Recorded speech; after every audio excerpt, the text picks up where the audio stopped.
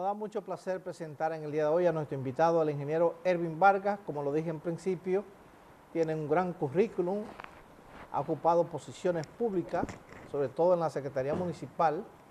Durante la gestión de Gilberto Cerullo fue presidente del CODIA, pero tiene mucho conocimiento con esto de terremotos, construcciones con buena estructura, o sea, estructuralista sobre todo. Ha dictado conferencias internacionales precisamente con relación a todos estos fenómenos que están ocurriendo en la región en las últimas horas. Vamos a tratar este tema en principio, pero también, ¿por qué no de política? Porque Ervin tiene su proyecto, está cuajando su proyecto a la alcaldía municipal. Ingeniero. Buenos días, de verdad que es un grato placer compartir contigo y con teleaudiencia y sobre todo en unos tiempos, de verdad, donde la República Dominicana se ha estado meneando de arriba abajo. Así es. Y que de verdad programas como el tuyo que tienen responsabilidad social, es un deber, ¿verdad?, hablar sobre estos temas que muchos programas muchas veces lo ven como que se le está metiendo el cuco, el miedo. Una cosa de loco a veces. Exactamente, eso es ser irresponsable y entonces sí, aplicar una política del avestruz, y eso precisamente no debe ser en un tiempo con tanta modernidad que hay, en un tiempo donde deberíamos de educar, porque definitivamente un terremoto ni lo va a parar el presidente de la República, ni lo va a parar tampoco, en el caso tuyo, ni yo tampoco lo voy a atajar, pero nosotros los técnicos que manejamos informaciones, sí, tenemos el deber, ¿verdad?, de informarles cuál es la situación real, porque la magnitud de un desastre a causa de un terremoto solamente podemos reducirlo si lo entendemos, si lo interpretamos, nos preparamos y saber qué hacer en el momento en que llegue esa disipación de energía que se está esperando que sea aproximadamente, comparándolo con las detonaciones de bomba atómica, sí, de cercano a las 900 bombas atómicas que se tiraron en Hiroshima. O sea, 900 veces más potente que la bomba que se tiraron en Hiroshima, 900 veces. Así que no estamos hablando de algo simulado, eso está completamente estudiado por los grandes científicos del Servicio Geológico de Estados Unidos, pero además también tiene que ver mucho con aquellos ingenieros geofísicos que Discovery Channel lo contrata precisamente para hacer estos programas científicos de cómo se maneja la Tierra, cómo tiene que disipar y cómo se miden las velocidades de traslación de las placas, porque las placas se mueven a una velocidad determinada y entre más rápido se mueven las placas, entonces más energía acumula y más rápido son los terremotos, porque hay que interpretar, y eso está completamente interpretado, lo que no se ha podido decir, la fecha exacta y la hora en que va a ser, pero cuando uno entra en un periodo de alto riesgo, de alta recurrencia, donde deben de disipar energía las placas tectónicas, entonces República Dominicana, Puerto Rico y Cuba están transitando por el peor momento de alto riesgo sísmico y de grandes recurrencias de grandes terremotos. Es decir, que en menos de una década, aquí Puerto Rico puede tener un gran terremoto, República Dominicana otro gran terremoto y Cuba otro gran terremoto. Estuve recientemente en Puerto Rico y di la voz de alerta a través de varios medios, incluyendo Univisión, que se hizo eco de esa noticia, donde yo le pedía a los gobiernos de esos tres países y a las alcaldías de esos tres países que declararan la década 2018-2028 como la década del más alto riesgo sísmico y de las grandes recurrencias en que van a ocurrir grandes terremotos en el Caribe.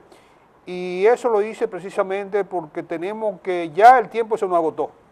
Pero si no han dado algunos añitos más para nosotros prepararnos, entonces las alcaldías y los gobiernos son los responsables, porque la alcaldía es el que maneja el operativo post-terremoto, porque es quien toma bajo sus mandos la gestión ya de cómo caerle atrás a lo que ya ha sucedido, y entonces esa es la que tiene en sus manos aperturar toda la actividad económica. En el caso que usted tenga un supermercado y tenga grieta, hasta que la alcaldía no le da el certificado de visto bueno, usted no puede aperturar eso. Y entonces el gobierno debe de tener una política general, porque en tan solo 45 Segundo, el país puede retroceder 10 o 15 años de vida económica.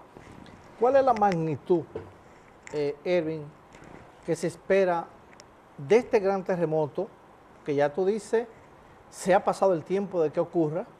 Inclusive hemos visto en varios países, por ejemplo ahora, en cuestión de horas en Papúa Nueva Guinea, cómo se parte en la carretera Orlando Franco, que Dios lo tendrá en el cielo, nos decía, Luis Manuel, a nosotros nos están acusando de locos. Porque, y de terroristas. Y de terroristas. Porque, por ejemplo, la zona norte puede quedar aislada de partirse en dos.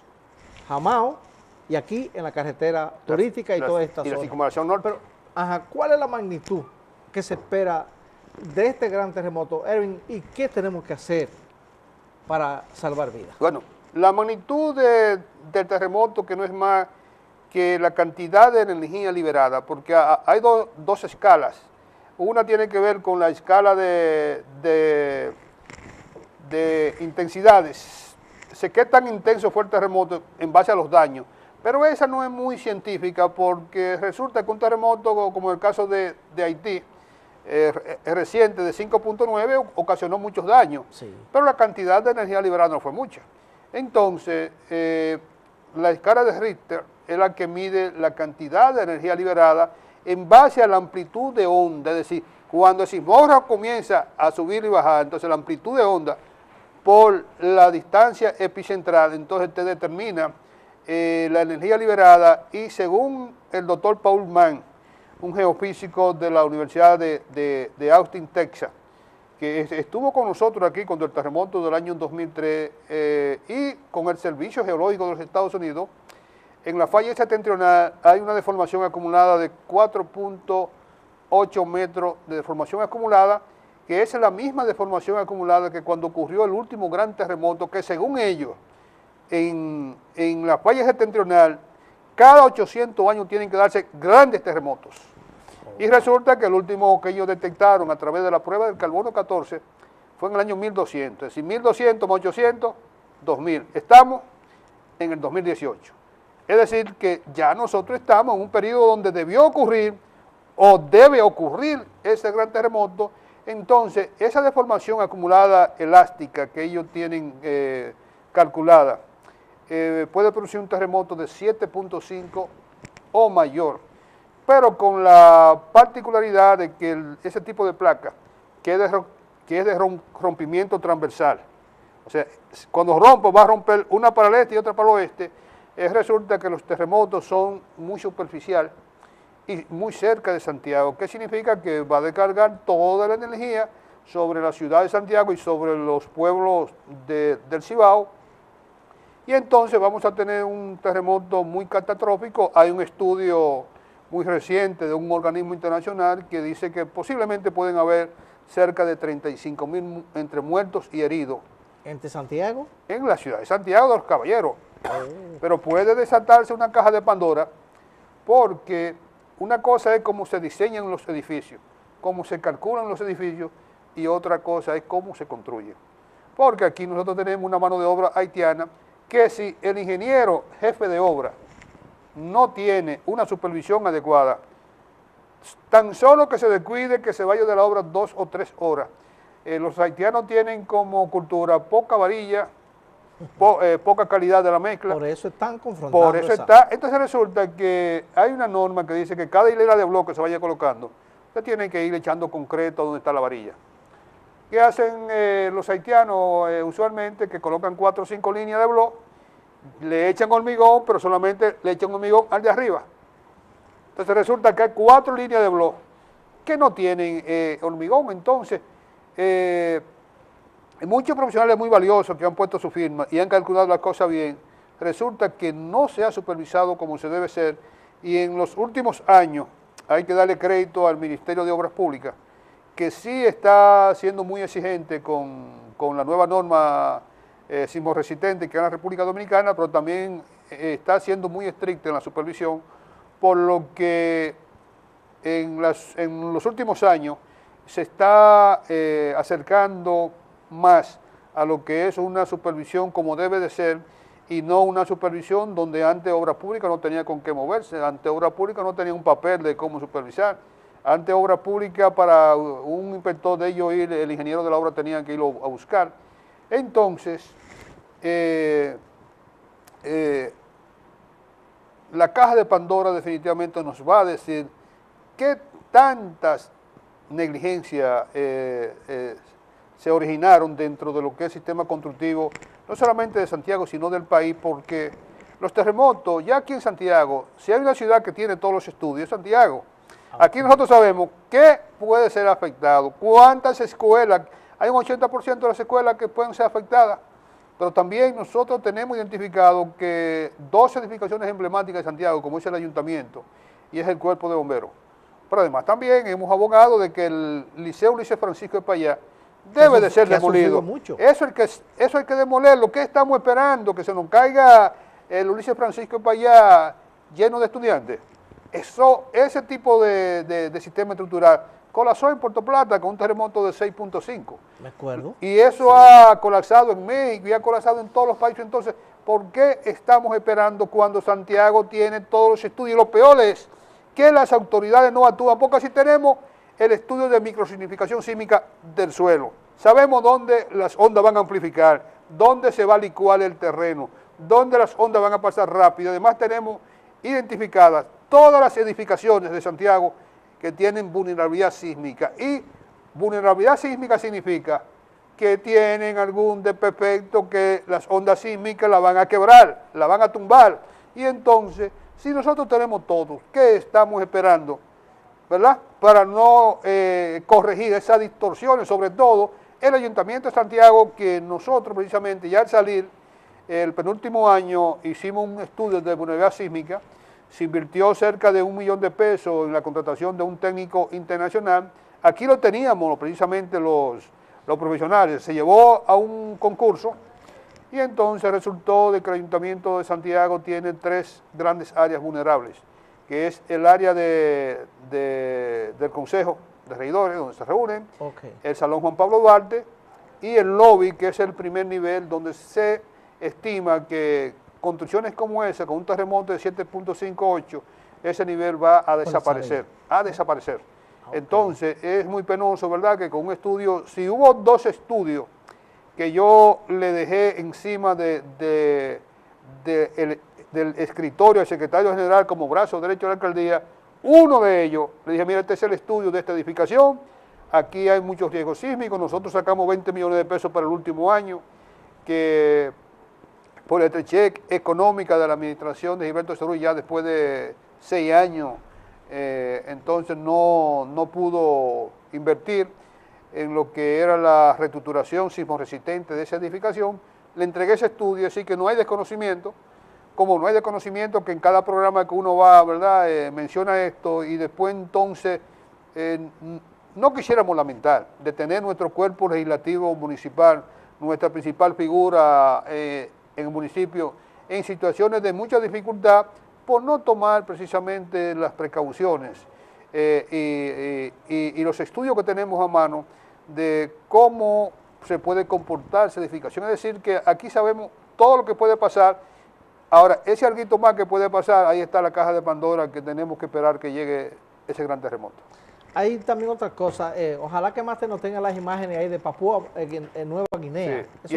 Y en Indonesia también. Y en Indonesia también, varios muertos, porque muchos. Ellos están en el cinturón de fuego, que es precisamente la zona de mayor actividad sísmica, porque las placas se desplazan a razón de, estamos hablando aquí son 2 centímetros por año, pero en esa zona estamos hablando entre 12 y 20 centímetros por año, lo que significa que si aquí tenemos grandes terremotos de 50 a 75 años, en esa zona, como es tan extensa, bueno, ahí ustedes están viendo algo que no es inusual, como ustedes están viendo, porque los terremotos solamente abren la corteza terrestre, solamente en la línea de la zona de contacto de las 2 placas. Resulta que eso que ustedes están viendo posiblemente que sea lo mismo que ocurrió en Indonesia, que son segmentos de una zona territorial donde está construido sobre un manto de arena con el nivel freático alto. Entonces lo que hace es que se licúa el terreno, se convierte en un material viscoso, parecido al agua, entonces todo lo que está encima colapsa. Es decir, que ese fenómeno que ustedes están viendo es completamente atípico porque ahí está colapsando todo lo que es el suelo. Y como suelo, lo que pasó en Indonesia fue precisamente que aparte del terremoto vino el tsunami, pero además también el suelo se licuó. Y entonces todas las edificaciones se fueron abajo porque en ingeniería, cuando uno va a calcular el diseño de una zapata, lo primero que uno hace es calcular que el peso de la losa lo calcula y se lo tira a las vigas, de las vigas a la columna, de la columna a la zapata, pero la zapata tiene que ser diseñada en base a la calidad del suelo, qué tanto me soporta el suelo para yo saber el ancho y la varilla que tengo que colocarla. Si yo he calculado un suelo que me soporta 2 kilogramos por centímetro cuadrado y resulta que el terreno se me vuelve agua, entonces ¿qué hace? Que la edificación se desploma, como lo que ocurrió en Indonesia, donde hay más de 2.000 muertos, mal contados hasta esta fecha. Es decir, que eso que están viendo, de verdad son terremotos atípicos que mayormente dependen de la calidad del suelo. Y eso, en el caso de la ciudad de Santiago, se tiene completamente tipificado cuáles zonas pueden licuar, como es la zona que tienen que ver con todos los barrios que están construidos a orilla de cañada.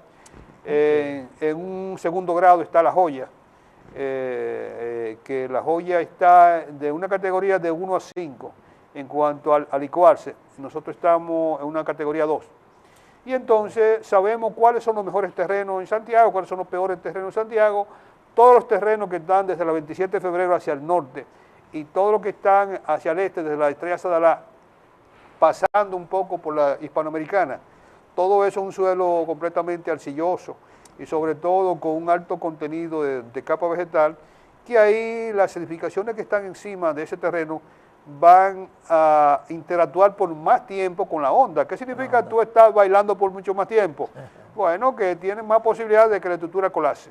Cuando usted construye como en los cerros de Gurabo, que es una edificación buena, entonces ¿qué pasa? Que las ondas sísmicas pasan muy rápido y entonces la edificación dura menos tiempo en interacción, lo que significa que tiene más oportunidades.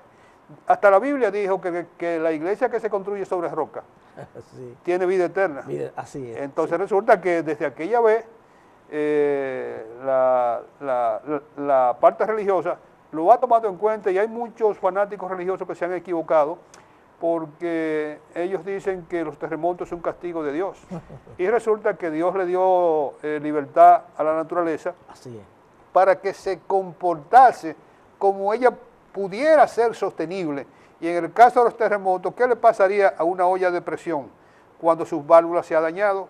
Tan sencillo, explota. Entonces, la Tierra tiene 14 grandes placas tectónicas que es por donde disipa la energía, o la disipa a través del terremoto, o la disipa a través de los volcanes, porque precisamente la presencia de esa lava volcánica es lo que produce en el interior de la Tierra, después de lo que es el núcleo interno, porque el núcleo interno está compuesto de níquel y hierro, pero en su núcleo exterior lo que hay una gran masa viscosa a alta temperatura que produce un fenómeno donde precisamente por subducción las placas se mueven y se mueven en diferentes direcciones. Hay placas que se mueven que chocan una con otra. Ese es el caso del Monte Everest. ¿Por qué el Monte Everest y el Himalaya son los más grandes del mundo? Porque las placas están chocando y están creciendo.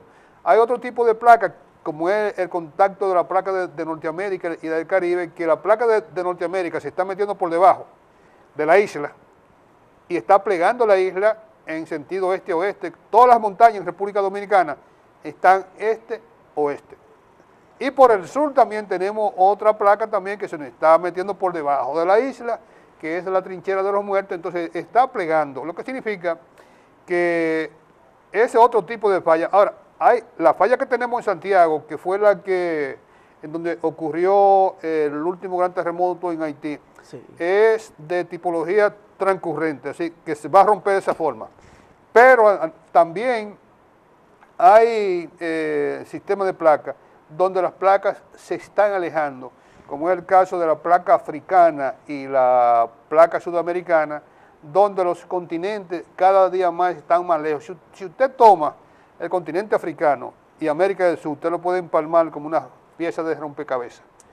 Porque era que en sus orígenes el mundo solamente era un gran continente, que era Pangea, que donde no habían mares, o sea, no habían mares que separaran los continentes, sino todo el mundo podía transitar miles y miles de kilómetros sin tener que pasar algún sector marino, y resulta que a través de una teoría de la deriva de los continentes, que comenzaron a caminar en diferentes direcciones, entonces fueron acumulando energía, y cada vez que acumulan energía tienen que ocurrir grandes terremotos. Por eso es que ya en el campo de la ingeniería sísmica se sigue estudiando bastante, y con el próximo terremoto en San Francisco, California, se está esperando que nos acerquemos más a predecir con mayor exactitud cuándo pueden ocurrir grandes terremotos, porque ya la tecnología nos dice que ya nosotros podíamos acercarnos, pero además también hay tecnologías que nos pueden advertir a nosotros también con suficiente tiempo, que nos preparemos segundos antes, 40, 50, dependiendo de la distancia de ocurrir un terremoto. De momento de un terremoto, entonces nosotros podemos preservar vida, porque esto está muy avanzado y tenemos que invertir, porque es que todo lo que uno haya hecho durante vida tenga esta generación, porque esta generación va a tener que enfrentar lastimosamente un gran terremoto. Todas las grandes generaciones en República Dominicana han tenido que verse con la realidad de un gran terremoto. El último fue en el año 1946, y esa generación que vio ese terremoto en el año 46, ya quedan muy pocas personas vivas que puedan dar... ¿Eso fue cuando se hundió Santiago? No, eso fue en el 46, cuando el maremoto en Cabrera. En Agua Cabrera, sí. Que últimamente se ha identificado que ese terremoto ocurrió al norte de Mich, en la bahía de Samaná. Y por ejemplo, aquí siempre se ha dicho que Santiago se hundió. Entonces resulta que Santiago no se hundió nada, porque perfectamente, si tú estás construyendo encima de la falla, estás construyendo de ladrillos, los ladrillos con una argamasa, que es un morterito de muy mala calidad, entonces cuando viene el terremoto, comienza a moverse, y entonces floja todos los ladrillos, entonces todo eso se desplomó, porque se dijo que se hundió Santiago. No, es que Santiago nunca se ha hundido, y Santiago ha tenido 3 sitios históricos: el río Yaque, después se fue a Jacagua, en un sitio equivocado, y después regresó al lugar donde está. Por lo que solamente puede hundirse, y no hundirse, sino colapsar completamente, en el caso de que usted construya sobre arena, que el nivel freático esté alto, y cuando venga el terremoto, entonces produzca el mismo efecto que una licuadora. La educación, Elvin, ¿qué debe tener la población? Porque aquí, por ejemplo, estamos en este canal, sucede un terremoto. Nosotros no podemos salir huyendo de esta dosilla, sino colocarlo como tenemos que colocarlo. Solamente el instinto de conservación hace que uno se pare sin saber si uno en el frente está mucho más inseguro que aquí. Porque eso es lo importante. Entonces yo creo que lo primero que deben de hacer es que ambas partes jueguen su rol. En primer lugar, las autoridades deben de comenzar con una campaña educativa. Las autoridades deben de decirle a la gente en qué territorio vive, cómo se va a comportar el suelo. En tercer lugar, entonces, comenzar la rehabilitación de toda la infraestructura públicas, y obligar también a las plazas, a los centros hospitalarios, que en el caso de que tengan vulnerabilidad sísmica, que también lo hagan. Entonces, aparte de eso también, de esa campaña educativa, entonces ahí entra la población ya en interacción permanente de cómo se puede comportar la casa donde tú vives, donde tú trabajas, donde tus hijos estudien, para tú tener, y que ellos tengan identificado dónde colocarse, porque la gente tiene que entender que aproximadamente cuando ocurre un terremoto entre las ondas primarias y secundarias, podríamos tener, dependiendo de la distancia, 10 segundos, 8 segundos para nosotros poder actuar. Okay. En 8 o 10 segundos para tú actuar. Los que viven por encima de una segunda planta no tienen nada que buscar, tienen que enfrentar la situación dentro de la edificación, porque no le da el tiempo. Entonces, si tú manejas que tú tienes 8 o 10 segundos y tú has practicado en tu hogar o en tu apartamento qué tú tienes que hacer cuando tú sientas, tú inmediatamente reaccionas y tienes que hacer.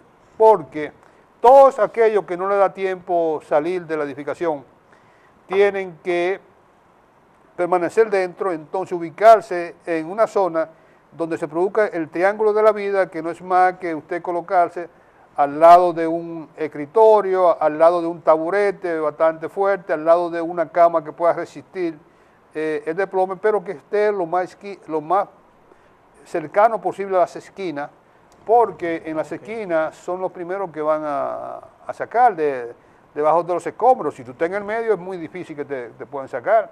Entonces, ya con esa parte educativa que usted sabe cómo enfrentar, usted va a enfrentar una situación así, es posible una vez en la vida, que no es como la delincuencia, porque la delincuencia usted está expuesto día por día y no hay hora para ello actuar, si hay mucha gente, si es de día o si es de noche. Ya aquí, antes la delincuencia entraba después de las 2 de la madrugada, las 3 de la madrugada, a robar el pan. Ahora no tiene límite. Ahora no tiene límite, ni la hora, ni si tú estás armado, o sea, no hay límite. Entonces resulta que el terremoto, desgraciadamente hay que entenderlo, de que esta generación vamos a tener que ver uno y entonces vamos a conocer, porque si tú estás en el ayuntamiento, en el primer nivel, y tú sabes que eso es vulnerable, ¿qué tú harías? Tú no pierdes tiempo. Si en el frente es más peligro que porque tú sabes que dentro, ya tú sabes que tú estás corriendo un agro río. Entonces, ¿qué es lo que tú tienes que hacer? Correr inmediatamente hacia el frente del ayuntamiento o hacia el centro del ayuntamiento, donde nosotros construimos un gran anfiteatro, una gran plaza, que ahí estaría seguro. Entonces, eso es lo importante de uno saber cómo se va a comportar, dependiendo si yo conozco cuál va a ser el comportamiento del impacto de un terremoto o una edificación, porque 7.5, estamos hablando de una escala de grandes terremotos, donde la gente por encima de 7.5 no puede caminar. Es decir, que sí uno puede caminar en esos 10 o 8 segundos que tiene, porque ya cuando comienza las ondas secundarias, ondas terciarias y cuaternarias, la terciaria son las ondas Rayleigh, que son ondas muy superficiales, y las Lobel también son muy superficiales. Entonces hay algo muy importante que los televidentes tienen que entender, cómo identificar si el terremoto es lejos o es cerca. Por ejemplo, el terremoto tiene 4 tipos de ondas sísmicas. La primera son las ondas primarias. Las ondas primarias es como si uno sintiese que uno lo levantan, como que lo dejan caer. Si usted siente ese tipo de onda, usted debe de pensar que el terremoto es cerca. Ahora, cuando usted, la edificación, comienzan a remeniarla, es un tren de ola como de mar. Sí. Es como comienzan a tener los efectos de la amplitud de la onda. Eso es como cuando un vehículo pasa en estos reductores de velocidad, que te dan ese mismo efecto. Y si el terremoto es muy lejos, entonces usted va a sentir que es como si te sacaran la alfombra debajo de los pies. O sea, se van a menear muy superficialmente y entonces tú puedes perfectamente interpretar. En este terremoto que hubo en Haití, que fue muy sentido en Santiago, yo precisamente estaba viendo televisión, acostado, como siempre acostumbro a informarme antes de acostarme y a las 5 de la mañana también tengo usual. Pues yo sentí el movimiento sísmico y me quedé igualito, porque yo lo percibí. Esto es un terremoto lejos, pero a pesar de quedarme tranquilito, también estaba en las expectativas, porque yo entendí que el terremoto, en la forma en que yo lo sentí, que era como bailando muy ligeramente, en una mecedora, como si te fuera a dar un mareíto, algo suave. Entonces yo lo interpreté perfectamente, y eso es muy importante en la gente saber. Si usted le dan un subión de abajo hacia arriba y lo dejan caer, sépase de que el epicentro está bastante cerca. Que el amigo anda cerca. Anda muy cerca, y entonces resulta que las ondas secundarias te van a llegar también mucho más rápido. Estamos conversando en este día con el ingeniero Ervin Vargas. Realmente estamos recibiendo una cátedra de orientación con relación a los terremotos, donde mucha gente no entiende que qué es lo que debe de hacer antes y después de un terremoto. Vamos a la pausa, ya regresamos.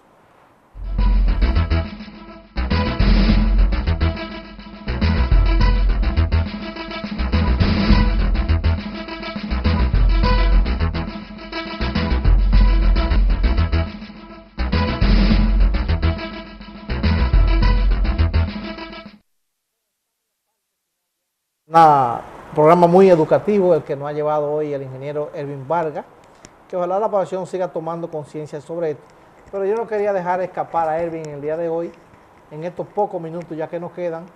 Hay todo un proyecto político que él está, como decimos en los campos, cuajando, a ver qué se da. Cuéntanos, Ervin. Bueno, de verdad que yo siempre he sido un técnico que he puesto mi servicio a los políticos de la ciudad de Santiago y al país.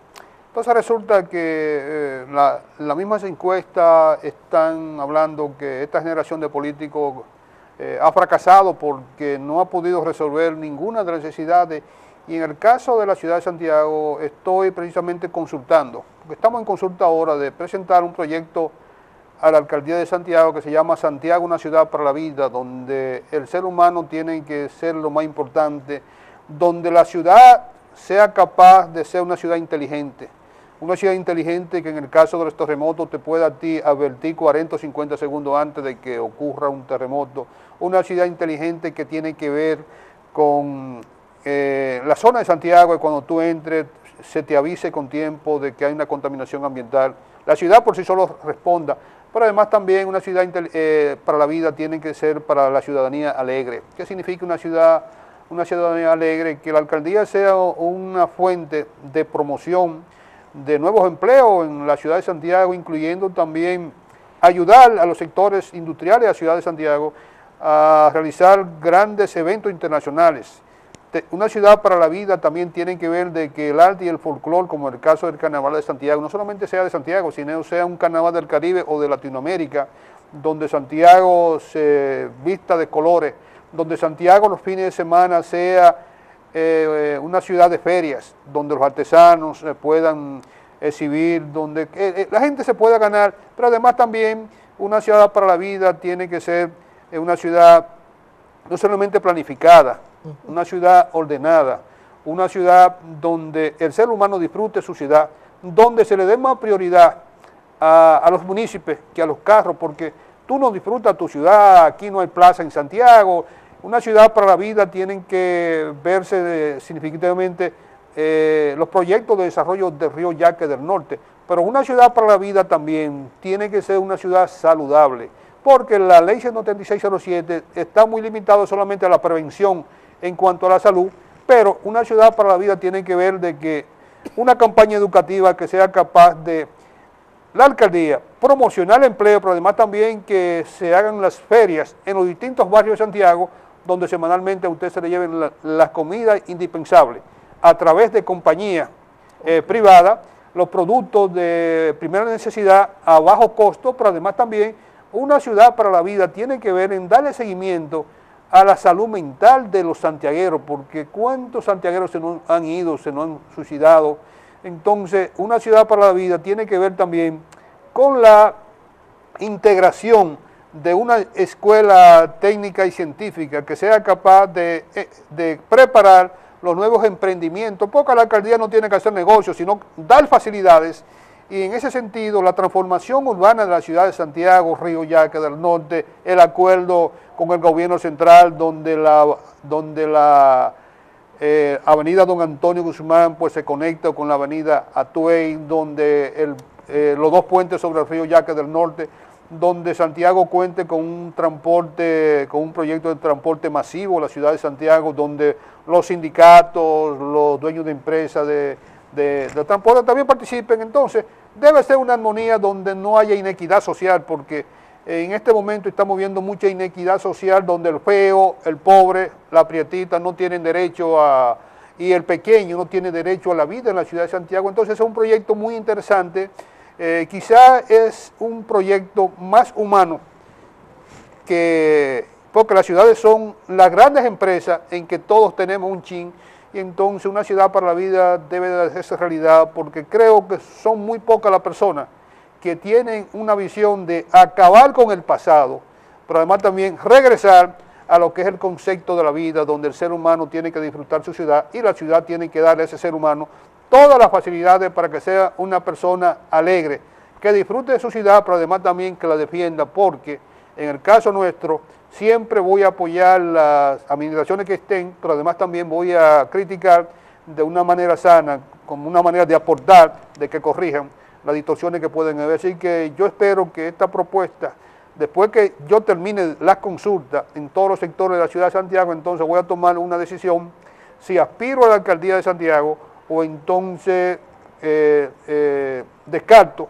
Pero yo entiendo que una ciudad para la vida es un proyecto humano y es un proyecto de este tiempo y es un proyecto que nosotros tenemos que, desde Santiago, implementarlo para que todo el resto del país se acabe lo que es el clientelismo, y no solamente el clientelismo, de llegar a una alcaldía gastando más dinero que lo que uno se va a gastar y resulta pues después tener que hacer lo mismo. En ese sentido no vale la pena uno tener un proyecto a la alcaldía de Santiago donde tú vas a hacer más de lo mismo y esa no es la intención. Bueno, en enero los tenemos aquí para que esa decisión la tomen en este programa. si Dios quiere, vamos a estar por acá. Ese es un compromiso. El ingeniero Ervin Vargas, ex secretario municipal, también ex presidente del CODIA, reconocido a nivel internacional con esto de terremotos, tiene amplio conocimiento y también aspira a la sindicatura de Santiago por el Partido Revolucionario Moderno. A él le agradecemos en el día de hoy de que nos hayas acompañado. A ustedes gracias por su atención, nos veremos el próximo fin de semana.